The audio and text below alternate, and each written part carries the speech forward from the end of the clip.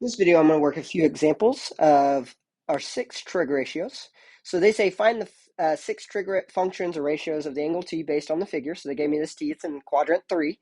So I can draw a triangle here, right? There's my right triangle. But I'm going to pull it out, it's over here. All right, I know I can tell by my pictures here that negative 1/2 is my x, and the negative rad 3 over 2 is my y, and then those values, and they tell me here the radius there is the 1, right? So I know that the r is 1. So now I just have to use my definitions. Oh, I have my triangle. No, that's right. Okay, triangle sine. Remember, sine is y, so this is going to be negative rad 3 over 2.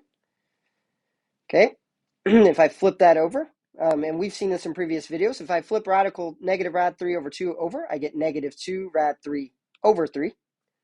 That's how we get, remember, from sine to cosecant. We flip it over. Cosine is negative 1/2. But if I flip that over, I get a negative 2.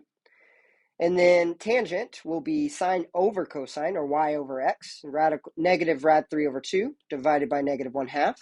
So the answer is positive.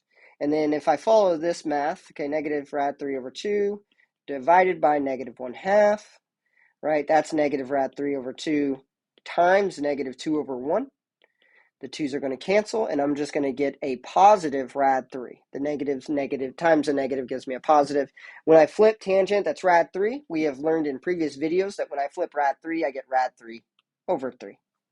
This makes sense and checks out for sine and cosine to both be negative because they're in the third quadrant, and then it checks out that tangent would be positive because I have a negative sine divided by a negative cosine, which will result in a positive tangent.